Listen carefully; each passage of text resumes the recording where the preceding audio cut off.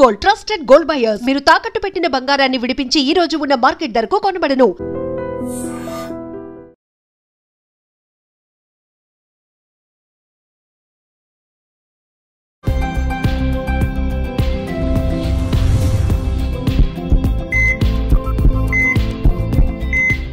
నమస్తే, welcome to healthy conversations with I dream media. నేను మీ Jhansi. So ప్రస్తుతం అంతా ఉన్నారు బృహత్ ఆయుర్వేద హాస్పిటల్ నుంచి జనరల్ ఫిజిషియన్ డాక్టర్ లక్ష్మి గారు. సో మ్యామ్తో మాట్లాడి అంటే ఒక ఇంట్రెస్టింగ్ టాపిక్ అనమాట. ఇప్పుడు మీరు ఏమైనా ఒక 4 రాళ్ళు వెనకేసుకున్నారా? ఇంతకుముందు 4 రాళ్ళు వెనకేసుకోవడం అంటే కొంచెం ఫైనాన్షియల్గా సెట్ అవ్వడం, బట్ ఇప్పుడు ఆ 4 రాళ్ళు కాస్త కిడ్నీల్లో ఫామ్ అవుతున్నాయి. అండ్ ఇప్పుడు మనం వర్షాకాలంలో ఉన్నాము, చాలా తక్కువ వాటర్ తాగుతుంటాం అందరము. సో ఈ ఇష్యూస్, యూరిన్ ఇన్ఫెక్షన్స్ కానీ ఇవన్నీ ఎక్కువగా వచ్చే అవకాశం ఉంటుంది. కాబట్టి అలాగే కిడ్నీలో స్టోన్స్ గురించి అవగాహన పెంచడానికి ఈ వీడియో చేస్తున్నాము. ఈ వీడియో తర్వాత కూడా ఎవరికైనా ఇంకేమైనా డౌట్స్ ఉన్నా కామెంట్ చేయండి, దానికి కూడా క్లారిఫికేషన్ ఇచ్చే ప్రయత్నం చేస్తాము. నమస్తే మ్యామ్. నమస్తే. సో మనం చెప్పుకున్నట్టుగా ప్రతి వాళ్ళకి కిడ్నీలో స్టోన్స్ ఫామ్ అవ్వడం, యూరిన్ ఇన్ఫెక్షన్స్ రావడం, ఇవన్నీ చిన్నవే బట్ చాలా ఎక్కువగా రెగ్యులర్గా వస్తూ ఉంటాయి. సో అసలు ఎందుకు ఫామ్ అవుతాయి? ఇప్పుడు వచ్చినప్పుడు ఒకటే ట్రీట్మెంట్, ఇప్పుడు నార్మల్గా ఏంటి స్టోన్స్ తొలగించడం అలా అంటూ ఉంటారు కదా, ఆపరేషన్ సర్జరీస్ వరకు కూడా. ఇంకా ఏమైనా మెథడ్స్ ఉన్నాయా మనం న్యాచురల్గా హీల్ చేసుకోవడానికి? యాక్చువల్లీ కిడ్నీ స్టోన్స్ అంటే అన్ని ఒకటే రకమైన స్టోన్స్ ఉండవు, మనకి 3-4 కైండ్స్ ఆఫ్ స్టోన్స్ ఉంటాయి. స్టోన్స్ లో కూడా కిడ్నీ స్టోన్ లో కూడా రకాలు ఉంటాయి. ఇప్పుడు మనల్ని ట్రోల్ చేస్తారా, మీకు మ్యాచింగ్ ఇష్టం కదా శారీస్, అమ్మాయిలకి మ్యాచింగ్ ఇష్టం అన్నట్టు స్టోన్స్ లో కూడా మ్యాచింగ్ స్టోన్స్ ఉంటున్నాయి మీకు తగ్గట్టు అని చెప్పి. అంటే 4 స్టోన్స్ అంటే సైజ్ వేరే ఉంటాయా లేకపోతే టైప్, షేప్ వేరు ఉంటాయి, షేప్ సైజ్ అన్ని వేరు ఉంటాయి అనమాట. జనరల్ గా ఆక్సిలేట్ స్టోన్స్ ఉంటాయి అనమాట. ఆక్సిలేట్ స్టోన్స్ ఎలా ఉంటాయి అంటే ముళ్ళుగా ఉంటాయి. కొంతమందికి స్టోన్ చిన్నగానే ఉంటది కానీ పెయిన్ చాలా ఎక్కువ ఉంటది. అండ్ స్టోన్ కూడా పాస్ చేసినప్పుడు బ్లడ్ పడుతూ ఉంటది, యూరిన్ లో బ్లడ్ పడుతుంది అని చెప్పి చెప్తా ఉంటారు అనమాట స్టోన్ ఫామ్ అయినప్పుడు. అవి ఇలాంటివి ఆక్సిలేట్ స్టోన్స్. ఇవి ఏముంటే మనకి ముళ్ళుగా ఉంటాయి ఆ స్టోన్ అనమాట. మనకి ఇసుక ఎలా ఉంటది మధ్యలో గుచ్చుకున్నట్లు ఉంటాయి కదా, సో అట్లాంటివి. అవి చిన్న స్టోన్స్ ఉన్నా కానీ పెయిన్ ఎక్కువ ఉంటాయి. జనరల్ కార్బోనేట్ స్టోన్స్ ఎలా ఉంటాయి అంటే స్మూత్ గా ఉంటాయి.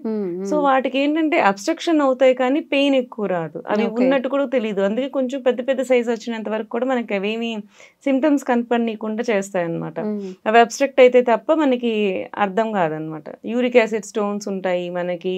మనం జనరల్గా ఎక్కువ ప్రోటీన్, హై ప్రోటీన్ తింటూ వాటర్ తక్కువ కన్సంప్షన్ చేస్తూ ఉంటే మనకి యూరిక్ యాసిడ్ స్టోన్స్ ఫామ్ అవుతుంటాయి. ఇవన్నీ కాకుండా స్టూవియట్ స్టోన్స్ అని ఫామ్ అవుతాయి అనమాట. స్టూవియట్ స్టోన్స్ ఇవేంటంటే మనకి అసలు ఏమీ తెలీదు, జస్ట్ అది డిపాజిట్ అయిపోయి ఆల్మోస్ట్ 2 సెంటీమీటర్స్ 5 సెంటీమీటర్స్ స్టోన్ వరకు కూడా సిమ్టమ్సే కనపడవు. అది ఏమైతుందంటే స్టాక్ హార్న్ క్యాల్కులస్ అంటారు అనమాట. స్టాక్ హార్న్ క్యాల్కులస్ అంటే మన కిడ్నీ షేప్ ఉన్నప్పుడు కిడ్నీలో ఇట్లా పెల్విసెస్ వస్తాయి అనమాట. ఈ కిడ్నీ ఫిల్టర్ చేసిన యూరిన్ ని ఈ పెల్విసెస్ నుంచి తీసుకొని యూరిటర్ నుంచి బయటకు వస్తుంది. జనరల్ గా అలా జరుగుతుంది అనమాట. ఇదేంటంటే కింద డిపాజిట్ అయిపోతూ ఉంటుంది. ఏదైతే యూరిన్ మనకి ఆగిపోతుందో, స్టాగ్నెంట్ గా ఉండిపోతుందో, అక్కడి నుంచి ఇన్ఫెక్షన్ స్టార్ట్ అవుతాయి. ఇన్ఫెక్షన్ స్టార్ట్ అయ్యి ఫీవర్స్ వస్తూ ఉంటాయి. జనరల్గా ఇలాంటి ఫీవర్స్ని జనరల్గా ఏమనుకుంటారంటే యూరిన్ ఇన్ఫెక్షన్ వచ్చింది కాబట్టి ఫీవర్స్ వస్తున్నాయి అనుకుంటారు, బట్ స్టోన్ వరకు పెద్దగా ఆలోచించరు. బట్ రిపీటెడ్ యూరిన్ ఇన్ఫెక్షన్స్ వచ్చి మనకి తగ్గుతున్నాయి, వెంటనే మళ్ళీ వచ్చేస్తుంది అనుకున్నప్పుడు better to have a scan. అప్పుడే మనకి స్టోన్స్ అనేవి బయటపడతాయి. ఇంకా వీటికి పెయిన్ ఎక్కువ రాదు. ఇది పెద్ద వరకు అయినంత వరకు కూడా పెయిన్ రాదు కదా, ఏం లేదనుకుంటాం కానీ ఆ స్టోన్ పెరిగిపోతూ ఉంటుంది. ఇలాంటి వాటికి సర్జరీస్ తప్ప వేరే ఆప్షన్స్ ఉండవు అనమాట. అలోపతిలో మనకి మోడర్న్ మెడిసిన్స్లో మనకి ఏంటి అంటే ఇవన్నీ కూడా ఎర్లీ డయాగ్నోసిస్ చేసుకునేటప్పుడు రిపీటెడ్ యూరిన్ ఇన్ఫెక్షన్స్ వస్తున్నాయా రావట్లేదా, పెయిన్ వస్తుందా రావట్లేదా, పెయిన్ ఉన్నా లేకపోయినా సరే మనకి రిపీటెడ్ యూరిన్ ఇన్ఫెక్షన్స్ వచ్చినప్పుడు సెకండరీగా ఖచ్చితంగా ఒక స్కాన్ చేయించుకుంటే మనకి స్టోన్స్ ఉన్నాయా లేదా అనేది మనకి కరెక్ట్గా ఐడియా వస్తుంది అనమాట. సో అవి చూసుకోవడము, దాన్ని బట్టి మనకి మన ఏ టైప్ ఆఫ్ మెడిసిన్స్ కానీ థింగ్స్ కానీ తీసుకుంటే ఏ కైండ్ ఆఫ్ స్టోన్స్ కరుగుతాయి అనేది కూడా మనం తెలుసుకోవడానికి ఉంటుంది. జనరల్గా ఏంటంటే ఆక్సిలేట్ స్టోన్స్ ఇవి ఇప్పుడు మీకు ముందు ఒకటి పెట్టాను, ఇవి చూడండి ఒకసారి. పల్లేరుకాయల ముళ్ళు ఏంటి? ఇప్పుడు వీటితో మెడిసిన్ తయారు చేస్తారా? ఓకే. నార్మల్‌గా టెంపుల్స్‌లో గాని ఎప్పుడైనా ఆడుకుంటున్నప్పుడు చిన్నప్పుడు ఎప్పుడో పల్లేరుకాయలు ఉండేవి కదా! అలా గుచ్చుకుపోయేవి. బట్ అవి మెడిసిన్ కోసం యూజ్ చేస్తున్నారట. అండ్ ఇంకొకటి కూడా ఉంది కదా! అవును. పల్లేరులో కూడా 2 రకాలు 2 ఉన్నాయా? రకాలు ఉంటాయి. ఓకే. ఇవి చిన్న పల్లేరు, ఇవి పెద్ద పల్లేరు. ఓకే. ఇది కొంచెం ఏదో సైజ్ పెద్దగా ఉంది. ఆ. అంటే ఇది డ్రై అయిపోయిన తర్వాత కొంచెం ఫ్లష్ అలా మిగిలిపోతుంది కదా! అట్లా ఉంది. ఓకే. ఈ రెండిటిని కిడ్నీ స్టోన్స్ కోసం యూజ్ చేస్తారా? కిడ్నీ స్టోన్స్ కోసం యూజ్ చేస్తారు. యూరిన్ ఇన్ఫెక్షన్స్ ని తగ్గిస్తుంది ఇది. కిడ్నీ స్టోన్స్ కి పనిచేస్తుంది, యూరిన్ ఇన్ఫెక్షన్స్ కి తగ్గిస్తుంది. మనకి వాపులు వచ్చేస్తూ ఉంటాయి, బాడీలో వాటర్ రిటెన్షన్స్ వస్తూ ఉంటాయి, వాళ్ళకి కూడా యూజ్ అవుతుంది. సో దాన్ని ఏ కాంబినేషన్ తీసుకుంటే ఏ కైండ్ ఆఫ్ పీపుల్ కి బాగా వర్క్ చేస్తుందనే చూడాలన్నమాట. మెయిన్లీ వీటి జనరల్ గా మనం ఎప్పుడు చెప్పుకుంటూ ఉంటాం కదా, ఆయుర్వేదం మన నేచర్ అనేది ఒక హింట్ ఇస్తూ ఉంటుంది మనకి ఇవి బాగా పనిచేస్తాయి అని చెప్పి. అట్లాంటిది ఇది కూడా గోక్షూర. సో మనకి ఆక్సలేట్ క్రిస్టల్స్ కూడా ఇట్లనే ఉంటాయి అన్నమాట. మన బాడీలో స్టోన్స్ చెప్పాను కదా, కాల్షియం ఆక్సలేట్ స్టోన్స్ ఫామ్ అవుతాయి అని చెప్పి. అవి చిన్నగా ఉన్నా సరే బ్లడ్ వస్తుంది, మనకి పెయిన్ వస్తుంది, యూరిన్ లోంచి వెళ్ళేటప్పుడు కూడా కొంచెం బ్లడ్ పడి యూరిన్ వెళ్తా ఉంటుంది. అలాంటప్పుడు మనం క్రాస్ చెక్ చేసుకొని ఆక్సలేట్ స్టోన్స్ ఉన్నాయేమో అని చూసుకోవాల్సి ఉంటుంది అని. సో అట్లాంటి కైండ్ ఆఫ్ స్టోన్స్ కి ది బెస్ట్ డ్రగ్ అని చెప్పొచ్చు మనం. కాల్షియం ఆక్సలేట్ క్రిస్టల్స్ ని మనకి క్లియర్ చేయడానికి గోక్షూర చాలా బాగా పనిచేస్తుంది. ఓకే. అంటే ఇప్పుడు ఓన్లీ ఈ పౌడరేనా లేకపోతే ఇంకేమైనా మిక్స్ చేస్తారా? యాక్చువల్లీ మనకేంటంటే యాజ్ ఇఫ్ మనం చిన్న చిన్న స్టోన్స్ ఉన్నాయి, ప్రైమరీగా ఎక్కువ పెయిన్ లేదు అనుకున్నప్పుడు, చిన్న స్టోన్స్ ఉన్నప్పుడు పెయిన్ తగ్గించుకోవడానికి మనకి దీన్ని పౌడర్ చేసి కొంచెం హనీ అండ్ పాలలో కలుపుకొని తాగుతూ ఉంటే క్రమంగా స్టోన్ తగ్గుతుంది. ఓకే. సో అలా చేసుకుంటే యూరిన్ ఇన్ఫెక్షన్ తగ్గుతుంది, స్టోన్ కరుగుతుంది.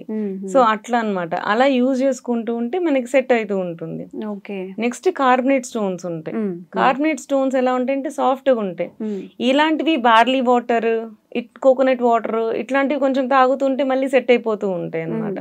సో వాటికి ఆ రెమెడీస్ సరిపోతుంటాయి. సో మనకి ఏ టైప్ ఆఫ్ స్టోన్ ఉంది అన్న దాన్ని బట్టి రెమెడీస్ అనేది మనం మార్చుతూ ఉండాలన్నమాట. అలా చేస్తూ ఉంటే బాగా డిఫరెన్స్ వస్తుంది. మీరు పాషాణ భేది అని విన్నారా? కొండపిండి చెట్టు. సో కొండపిండి చెట్టు కూడా మనకి సేమ్ స్టోన్స్ కి బాగా వర్క్ చేస్తాయి, కిడ్నీ స్టోన్స్ కి బాగా పనిచేస్తాయి కొండపిండి చెట్టు ఆకులవి. సో వాటిని ఎలాంటి వాటికి తీసుకోవాలంటే పెద్ద పెద్ద స్టోన్స్ ఫామ్ అవుతున్నాయి, ఇప్పుడు 2 స్టోన్స్ అలా ఫామ్ అవుతున్నాయి అని చెప్పాను కదా, అట్లాంటి వాటికి కొండపిండి చెట్టు బాగా వర్క్ చేస్తుంది. సో ఏదైనా సరే స్టోన్ టైప్ ని బట్టి మెడిసిన్ ని మార్చుకుంటూ దాన్ని ఎలా వాడాలి, ఏ కైండ్ ఆఫ్ స్టోన్ కి ఏ టైప్ ఆఫ్ మెడిసిన్ వాడుకుంటే మంచిది, ఏ టైప్ ఆఫ్ హెర్బ్స్ వాడుకుంటే మంచిది అని తెలుసుకుంటే మనకి ఏంటంటే ఈజీగా కరిగించడానికి టైం పడుతుంది, మనకి ఈజీగా అయిపోతుంది. సర్జరీ వరకు వెళ్లకుండా ఈజీగా కరిగించుకోవచ్చు మనం. ఓకే. సో కిడ్నీ స్టోన్స్లో కూడా టైప్స్ ఉంటాయంట, ఆ టైప్స్ని బట్టి కూడా మెడికేషన్ ఉంటుంది.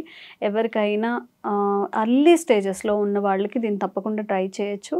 అండ్ ఒకవేళ మనకి ఫామ్ అయినప్పుడు అది సివియారిటీ ఫేస్ చేస్తున్నప్పుడు తప్పకుండా మనం ఒక డాక్టర్ సజెషన్ అయితే తీసుకొని వెళ్ళాలి. ఏ యూట్యూబ్ వీడియో పనిచేయదు మీకు. అర్లీ స్టేజెస్లో ఉన్న వాళ్ళకి మాత్రమే ఇది పనిచేస్తుంది. అని మీరు చెక్ చేయించుకోవాలి, మీ సైజ్ ఎంత ఉంది, ఏ టైప్ ఆఫ్ స్టోన్ ఉంది మీకు అని చెప్పి. ఏదైనా ఇష్యూస్ ఉన్నా కానీ ఇంకేదైనా ఫేస్ చేస్తున్నా కామెంట్ చేయండి, తప్పకుండా వీడియో చేసే ప్రయత్నం చేస్తాం. Thank you ma'am. Thank you.